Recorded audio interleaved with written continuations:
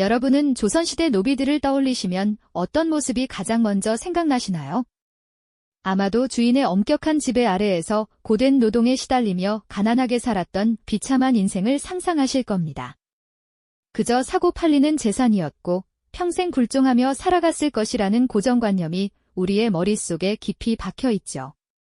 하지만 만약 우리가 알고 있던 역사 속 노비의 모습이 전부가 아니라면 어떨까요? 그들이 땀 흘려번 돈으로 땅을 사고 심지어는 다른 노비를 거느릴 만큼 부유한 삶을 누렸다는 사실을 알게 된다면 과연 믿으실 수 있으실까요? 오늘 우리는 조선사회의 가장 낮은 곳에 존재했다고 여겨졌던 노비, 그들의 삶에 대한 놀라운 진실을 함께 파헤쳐 보려 합니다.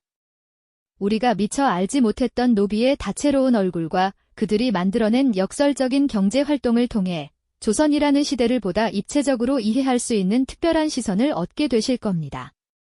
과연 그들은 어떻게 법적 신분의 굴레를 벗어나 자신만의 경제적 영역을 구축할 수 있었을까요? 이제 그 숨겨진 이야기를 시작해볼까요? 조선시대 노비는 크게 두 가지 형태로 구분되었답니다. 주인의 집에서 함께 살며 직접적인 노동력을 제공했던 솔거노비와 주인과 떨어져 독립적인 가정을 꾸리고 자신의 재산을 소유할 수 있었던 죄거노비가 바로 그들이죠. 우리가 흔히 떠올리는 비참한 노비의 이미지는 주로 솔거노비에 해당한다고 볼 수 있습니다. 하지만 오늘 우리가 주목할 인물들은 바로 이 죄거노비들입니다. 이들은 주인의 직접적인 통제에서 벗어나 자신만의 경제활동을 영위하며 놀랍게도 재산을 축적할 수 있었답니다. 외거노비들은 보통 1년에 한 번 주인에게 신공이라 불리는 일정한 액수의 돈이나 곡물 혹은 옷감 같은 현물을 바쳤습니다. 마치 오늘날의 세금이나 소장료와 비슷한 개념이라고 할 수 있죠. 이 신공만 제대로 납부하면 주인은 외거노비의 사적인 생활이나 경제활동에 크게 간섭하지 않았습니다.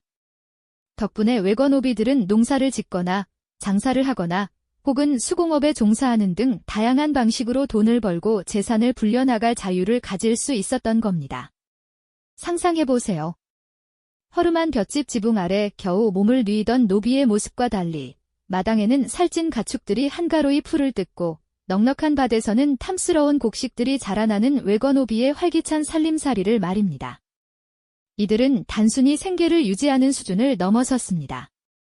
열심히 일해 모은 돈으로 논밭을 사고 어엿한 상인이 되어 장터에서 물건을 사고 팔며 재산을 늘려갔죠. 심지어는 자신들이 부릴 다른 노비를 고용하거나 직접 소유하는 경우까지 있었다니 정말 놀랍지 않으신가요? 어떤 외거노비들은 자신의 경제적 수완을 발휘하여 마을의 어엿한 유지로 성장하기도 했습니다. 그들은 농업 기술을 발전시키거나 새로운 상업 루트를 개척하며 부를 쌓아 올렸죠. 물론 이 모든 과정이 순탄하지만은 않았을 겁니다. 법적으로는 여전히 주인의 재산이었기에 언제든 착취의 위험에 노출되어 있었으니까요. 하지만 그들은 주어진 제약 속에서도 끈질긴 생존력과 뛰어난 경제적 감각으로 자신들의 삶을 개척해 나갔습니다. 겉으로 보이는 신분과는 전혀 다른 은밀하고도 강력한 경제적 힘을 키워나간 것이죠. 이처럼 외거노비들은 법적으로는 주인의 소유물이었지만 실제로는 독립적인 경제 주체로서 기능했습니다. 이 역설적인 상황이야말로 우리가 조선시대 노비의 삶을 새롭게 바라보아야 하는 중요한 이유가 됩니다. 그들은 단순히 비극의 주인공이 아니었습니다. 자신의 운명을 스스로 개척하려 애썼던 강인한 의지의 사람들이었죠. 다음 이야기에서는 이들이 겪었던 법적 속박과 경제적 지위 사이의 첨예한 갈등, 그리고 그 안에서 피어난 자유를 향한 열망에 대해 더 깊이 들여다보겠습니다. 과연 그들은 이 모순된 삶을 어떻게 헤쳐나갔을까요? 이전 이야기에서 우리는 노비가 단순히 주인의 재산이 아니었음을 살펴보았죠. 그렇다면 법적으로는 소유물이었지만 경제적으로는 상당한 부를 축적했던 이들의 삶은 과연 어떤 모습이었을까요? 마치 견고한 성벽처럼 보이는 신분제 사회에서 그들은 어떤 방식으로 자신만의 울타리를 만들어 나갔을까요? 이처럼 역설적인 위치에 선 노비들의 삶은 그야말로 한편의 드라마와 같았습니다. 그들은 주인의 소유물이었기에 법적으로는 그 어떤 재산도 온전히 자신의 것이라 주장하기 어려웠습니다. 하지만 한편으로는 엄청난 부를 일궈내며 주인에게조차 무시할 수 없는 영향력을 행사하기도 했죠. 마치 거대한 바위 밑에 숨겨진 작은 샘물처럼 그들의 경제력은 법적 속박 아래서도 끊임없이 솟아나며 조용히 세상을 바꾸는 힘을 발휘했습니다. 부유한 노비들은 주인의 재정적 어려움을 해결해 주거나 때로는 고리대금을 통해 주인을 경제적으로 쥐락펴락하기도 했으니 겉으로는 주종 관계였으나 실상은 상호 의존적인 복잡한 관계가 형성되었던 겁니다. 이런 상황 속에서 주인과 노비 사이에는 미묘한 긴장감이 흘렀습니다. 주인 입장에서는 노비의 재산이 탐나면서도 그 재산을 함부로 빼앗을 경우 노비가 도망치거나 생산성을 잃을까 두려워하는 이중적인 심리를 가졌을 겁니다. 마치 덫에 걸린 야수를 다루듯 주인의 탐욕과 노비의 경제력 사이에서 아슬아슬한 줄타기가 계속되었던 것이죠. 노비들 역시 자신들의 부를 지키기 위해 갖은 지혜를 짜내야 했습니다. 때로는 주인의 환심을 샀거나 때로는 은밀하게 재산을 숨기는 등 생존을 위한 고도의 전략이 필요했습니다. 가장 극적인 순간은 아마도 속량, 즉 돈을 주고 자유를 사는 과정에서 펼쳐졌을 겁니다. 평생을 노비로 살며 피땀 흘려 모은 재산을 주인의 발치에 바치며 오직 자유라는 한 조각 희망을 붙잡으려 했습니다. 그들의 눈빛에는 수십 년간 쌓아온 고통과 인내, 그리고 드디어 해방될 수 있다는 간절한 염원이 담겨 있었겠죠. 하지만 이조차 주인의 변덕에 좌우되는 불안정한 꿈이었으니 얼마나 가슴 졸이며 그 순간을 기다렸을까요? 어떤 주인은 흔쾌히 자유를 허락했겠지만 또 어떤 주인은 노비의 재산을 가로채고도 약속을 저버리는 비극적인 상황도 벌어졌을 겁니다. 자유를 향한 열망은 단순히 개인적인 해방을 넘어 자식들에게는 다른 삶을 물려주고자 하는 부모의 뜨거운 사랑으로 이어지기도 했습니다. 부유한 노비들은 자녀들을 교육시키거나 양반의 후원자로 나서 신분 상승의 기회를 엿보기도 했습니다. 비록 법적으로는 한계가 명확했지만 경제력을 통해 사회적 인정을 받고자 하는 그들의 노력은 끊이지 않았죠. 마치 캄캄한 동굴 속에서도 한 줄기 빛을 찾아 헤매는 것처럼 그들은 절망적인 현실 속에서도 끊임없이 희망을 좇았습니다. 이러한 부유한 노비들의 존재는 조선 사회의 신분 질서가 생각보다 훨씬 유동적이고 복잡했음을 보여주는 중요한 증거가 됩니다. 법적인 신분과 실제적인 삶의 모습이 반드시 일치하지 않았던 역설적인 현실을 생생하게 증언하는 것이죠. 그들의 삶은 단순히 주어진 운명에 순응하는 것이 아니라 불굴의 의지로 자신의 삶을 개척하려 했던 인간 본연의 모습을 여실히 드러냅니다. 강인한 생명력으로 척박한 땅을 일구듯 그들은 스스로의 노력으로 새로운 삶의 가능성을 만들어갔습니다. 이처럼 법적 속박과 경제적 지위 사이에서 줄다리기를 했던 노비들의 이야기는 우리에게 많은 질문을 던집니다. 과연 신분이란 무엇이며 재산은 인간의 존엄성에 어떤 영향을 미치는 것일까요?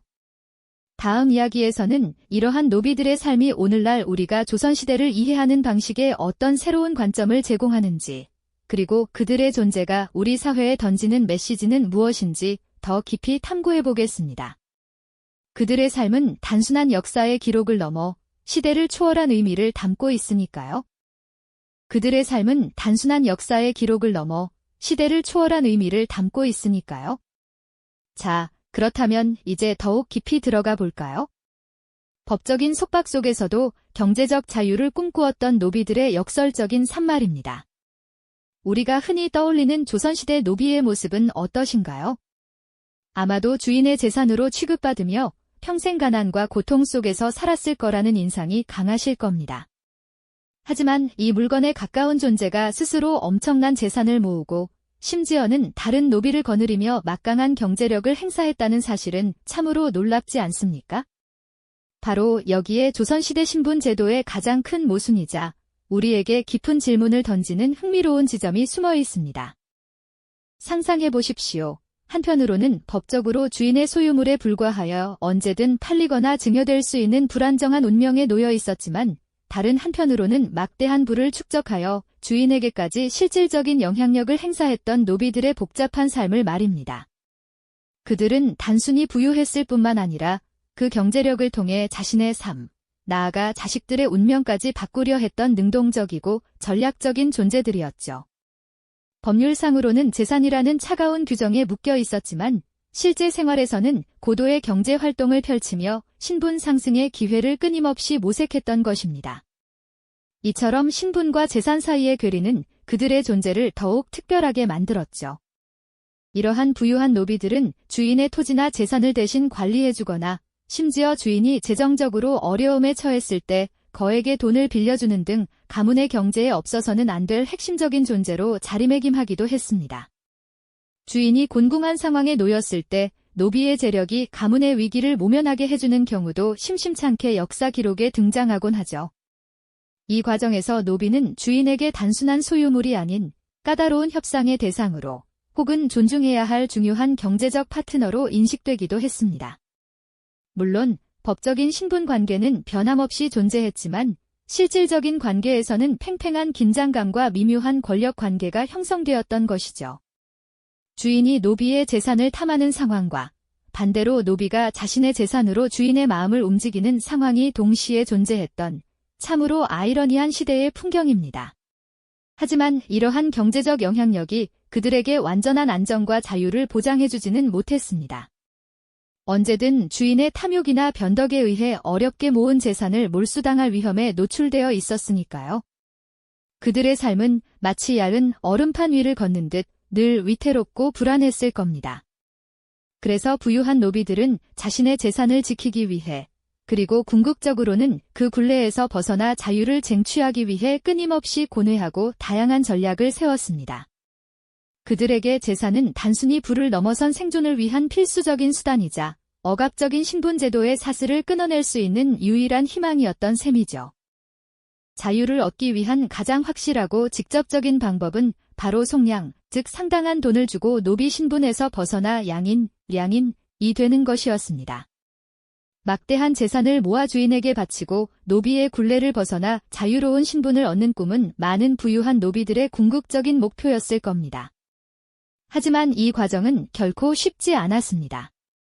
주인이 터무니없이 높은 값을 부르거나 아예 가문의 대를 잇는 노비라며 팔기를 거부하는 경우도 적지 않았으니까요. 때로는 평생 피땀 흘려 모은 재산을 모두 털어넣어도 자유의 문이 끝내 열리지 않는 비극적인 상황도 비일비재했습니다. 그럼에도 불구하고 그들은 희망의 끈을 놓지 않고 끈질기게 기회를 엿보았습니다. 자식들에게만이라도 노비 신분을 물려주지 않기 위해 몰래 그를 가르치거나 양반 가문과의 연주를 만들려 노력했던 애절한 모습도 상상해 볼 수 있습니다. 법적으로는 주인의 재산이었지만 그들 내면에는 자유인으로서의 존엄성을 지키고자 하는 강한 의지와 자식의 밝은 미래를 향한 뜨거운 열망이 늘 존재했던 것이죠. 그들의 삶은 긴장과 안타까움, 때로는 희망이 교차하는 복잡한 감정들이 뒤섞인 드라마 그 자체였을 겁니다. 법적 속박 아래서도 굴하지 않고 자신의 운명을 개척하려 했던 이들의 이야기는 과연 우리에게 어떤 깨달음을 주는지요? 지금까지 우리가 막연히 그려왔던 조선시대 노비의 모습과는 너무나도 다른 이 역설적인 현실은 당시 사회의 복잡다단한 단면을 여실히 보여줍니다. 신분이라는 견고한 틀 안에서도 인간 본연의 의지와 축적된 경제력이 얼마나 큰 파동을 만들어낼 수 있었는지 말이죠.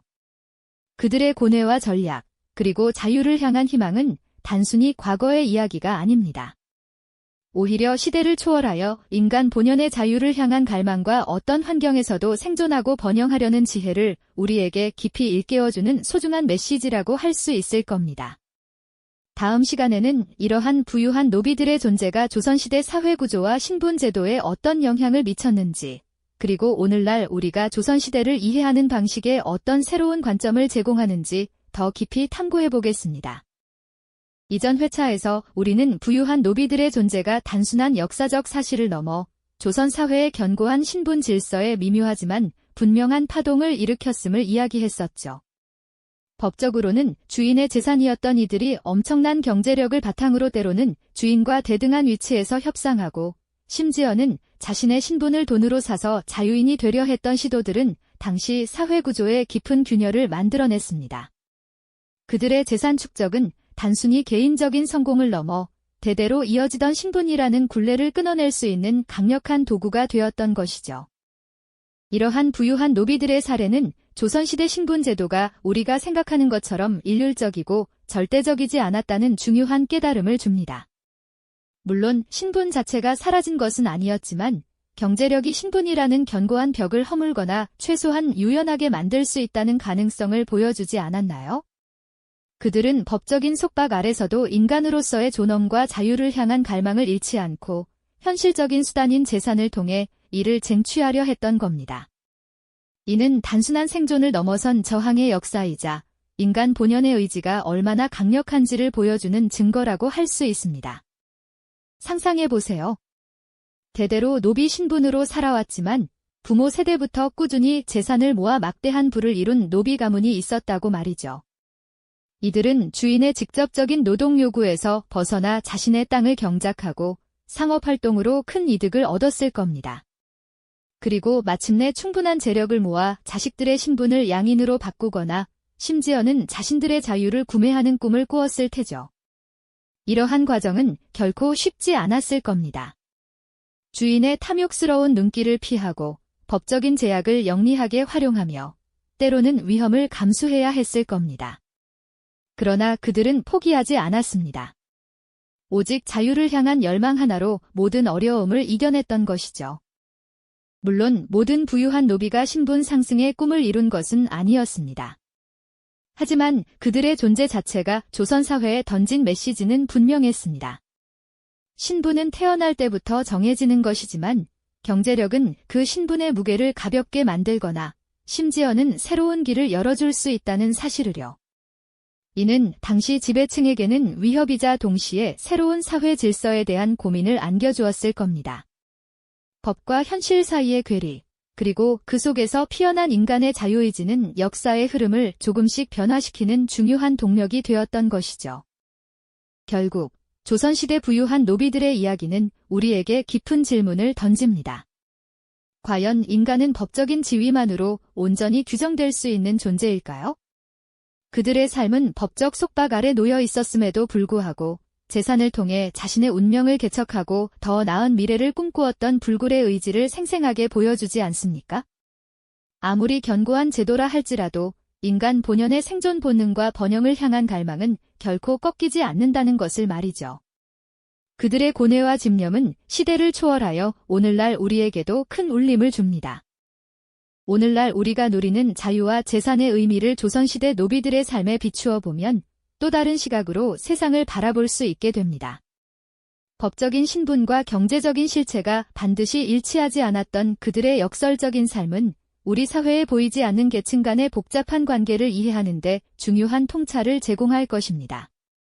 여전히 우리 주변에는 법적인 테두리 안에서 혹은 그 경계에서 자신만의 방식으로 삶을 개척해 나가는 다양한 사람들이 존재하지 않습니까?